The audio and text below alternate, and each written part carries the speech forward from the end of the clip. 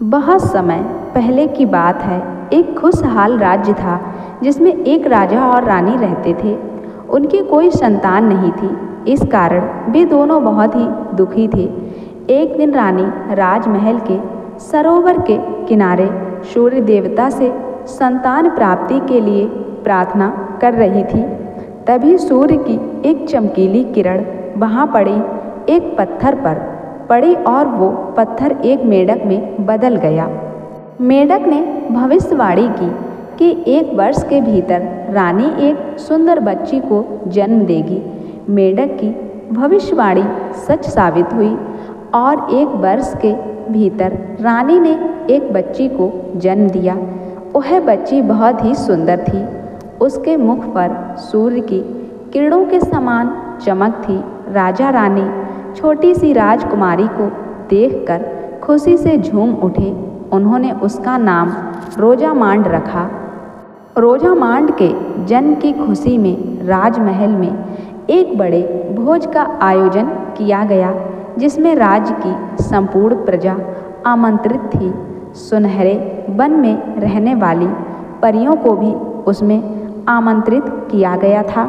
सुनहरे वन में 13 परियां रहती थीं, लेकिन राजा रानी से गलती हो गई।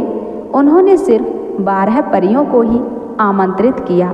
13वीं परी को आमंत्रित करना वे भूल गए।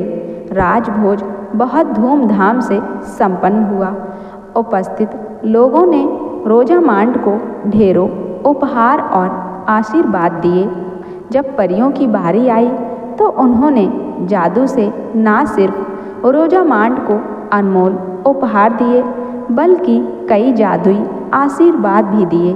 किसी ने बुद्धिमत्ता का, किसी ने सुंदरता का, किसी ने दयालुता का, तो किसी ने धन का आशीर्वाद दिया। यह सिलसिला 11वीं परी तक चलता रहा। अंत में जब 12वीं परी की बारी आई तो उसके आशीर्वाद देने के पहले ही 13वीं परी वहाँ आ गई। 13वीं परी राजा रानी द्वारा उसे राजभोज में आमंत्रित न किए जाने के कारण बहुत क्रोधित थी। अपने इस अपमान का बदला लेने के लिए उसने रोजामांड को ये श्राप दे दिया। 16वें जन्मदिन पर रोजामांड की उंगली में एक सुई चुभेगी और वो मर जाएगी। इसके बाद बिना एक शब्द कहे वो वहाँ से चली गई। 13वीं परी के इस श्राप को सुनकर राजा रानी दुखी हो गए। दोनों ने परियों से इसे समाप्त करने का निवेदन किया, लेकिन परियों ने उन्हें बताया कि दिया गया श्राप पूर्णतः समाप्त नहीं किया जा सकता। ये सुनकर वे और ज़्यादा दुखी हो गए। तब 12वीं परी सामने आई। उसका आशीर्वाद अभी शेष था। उसने राजा से कहा, ये सत्य है कि 13वीं परी के श्राप को मैं समाप्त नहीं कर सकती, लेकिन अपने आशीर्वाद से उसे कम अवश्य कर सकती हूँ। उसने रोजामांड को आशीर्वाद दिया कि 16वें जन्मदिन पर वह सुई चुभने से मरेगी नहीं, बल्कि 100 वर्षों के लिए एक गहरी नींद में सो जाएगी। राजा ने 12वीं परी को धन्यवाद दिया, लेकिन रानी अभी भी उदास थी। उसने परी से कहा, मेरी इच्छा है कि मैं रोजामांड का विवाह किसी सुंदर और वीर राजकुमार के साथ होते हुए देखूं, लेकिन ये संभव नहीं, क्योंकि जब 100 वर्षों के बाद रोजामांड अपनी नींद से जागेगी तो हम लोग जीवित नहीं रहेंगे। रानी की बात सुनकर 12वीं परी ने कहा, रोजामांड के सोने के कुछ देर बाद राजा रानी सहित राज्य की सारी प्रजा और पशु पक्षी भी सो जाएंगे। वे तब तक सोते रहेंगे जब तक रोजामांड सोती रहेगी। रोजामांड की नींद तभी खुलेगी जब एक सुंदर सच्चा प्यार करने वाला राजकुमार उसे चूम लेगा। इसके बाद सभी परियां वहां से चली गईं। 12वीं परी के आशीर्वाद से राजा रानी को कुछ राहत अवश्य मिली, लेकिन अब भी वे रोजामांड के भविष्य को लेकर चिंतित थे। उन्होंने सैनिकों से कहकर राज्य के सारे चरखे और सुइयां नष्ट करवा दिए, ताकि रोजामांड उस दुष्ट परी के श्राप के प्रभाव से बच सके। धीरे धीरे समय बीतने लगा और रोजामांड बड़ी होने लगी। वह सुंदर, दयालु और बुद्धिमान थी, ठीक वैसे ही जैसे परियों ने उसे आशीर्वाद दिया था। राज्य के सभी लोग उसे बहुत पसंद करते थे। वर्ष बीतते बीतते आखिरकार रोजामांड का 16वां जन्मदिन आ गया। उस दिन पूरे राजमहल को सजाया गया और एक बड़े भोज का आयोजन किया गया। शाम तक कोई अनहोनी नहीं हुई। बस रानी के पिता का पत्र आया कि उनकी तबीयत बहुत खराब है। राजा रानी अपनी विश्वासपात्र दासी डायना को रोजामांड का ध्यान रखने की हिदायत देकर रानी के पिता को देखने उनके राज्य चले गए। शाम का समय था। डायना रसोई में काम कर रही थी। डायना को व्यस्त देखकर रोजामांड राजमहल के बगीचे में आ गई और खेलने लगी। खेलते खेलते उसकी दृष्टि एक फूल पर बैठी बहुत ही सुंदर सुनहरी तितली पर पड़ी। उस तितली को देखकर वह उस पर मोहित हो गई और उसे पकड़ने के लिए उसके पीछे भागी। तितली उड़ती जा रही थी और रोजामांड उसके पीछे पीछे भागे चली जा रही थी। अंत में वह तितली एक पुरानी ऊंची मीनार में घुस गई। रोजामांड भी उसके पीछे उस मीनार के अंदर चली गई। उस मीनार में गोलाकार सीढ़ियां बनी हुई थी। तितली का पीछा करते करते रोजामांड सीढ़ियां चढ़ने लगी। चढ़ते चढ़ते वह मीनार के सबसे ऊपरी हिस्से पर पहुंच गई। वहां एक छोटा सा कमरा बना हुआ था। उस कमरे में प्रवेश करने पर उसने देखा कि वहां एक बूढ़ी औरत चरखा चला रही है। रोजामांड ने अपने जीवन में कभी चरखा नहीं देखा था। उसने जिज्ञासावश बूढ़ी औरत से पूछा, ए तुम क्या कर रही हो?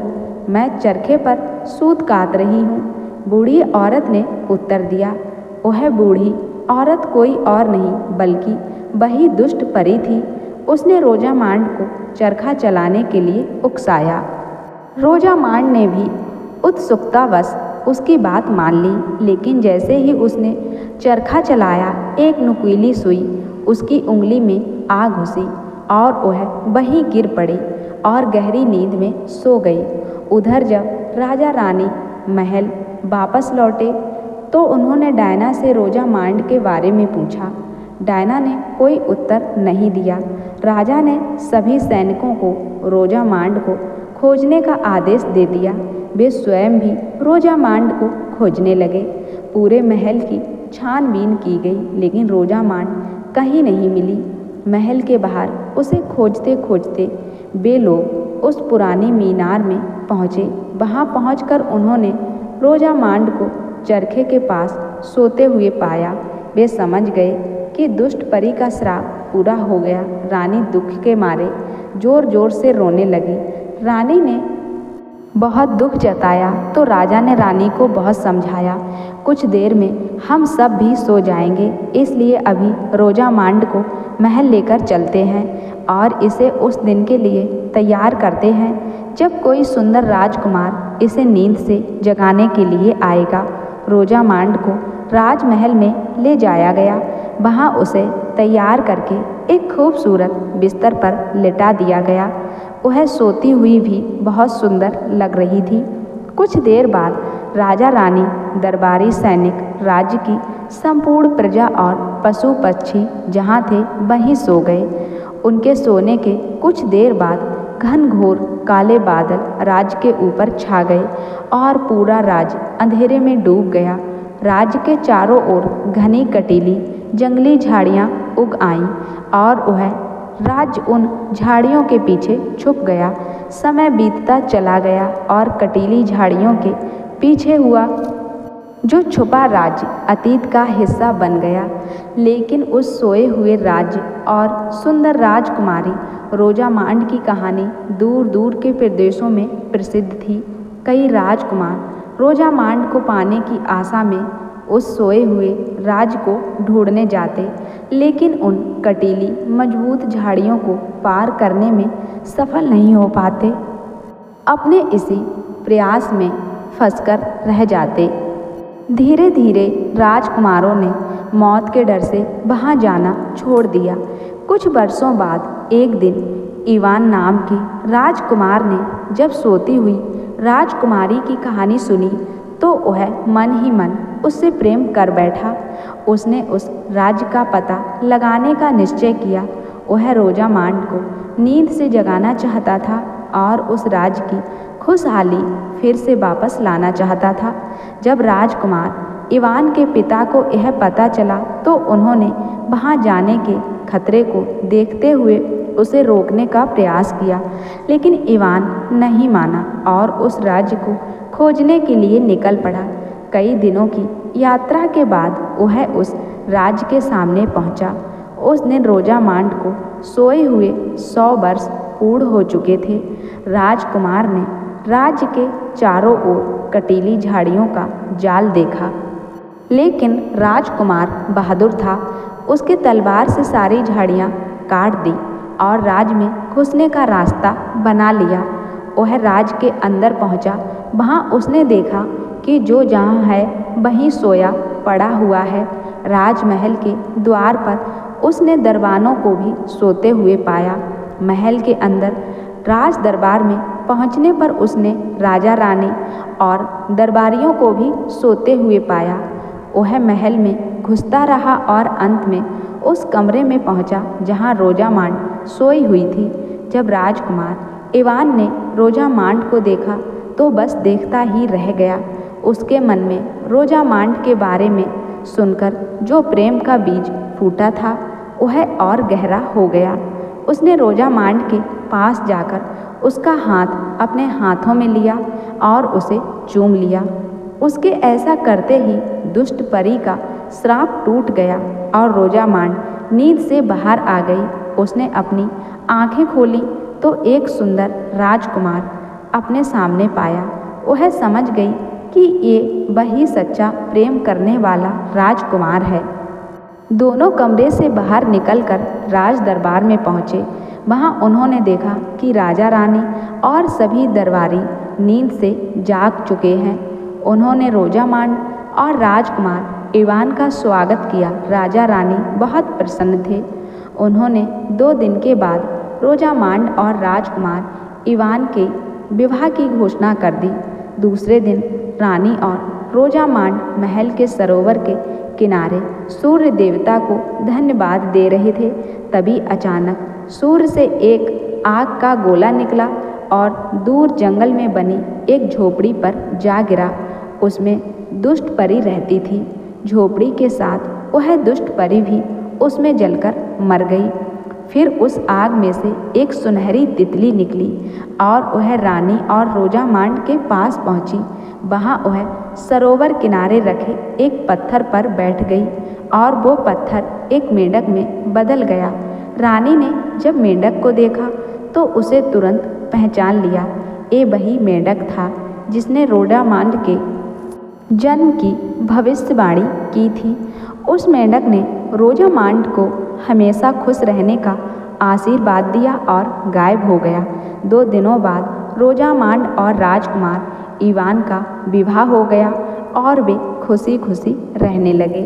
दोस्तों, यह प्यारी सी कहानी पसंद आई हो तो मेरे चैनल को सब्सक्राइब ज़रूर कर लेना, साथ ही बेल आइकन को भी प्रेस कर देना जो ऐसी ही खूबसूरत कहानी आपको जल्दी से मिल जाए, और वीडियो को लाइक शेयर भी ज़रूर कर देना।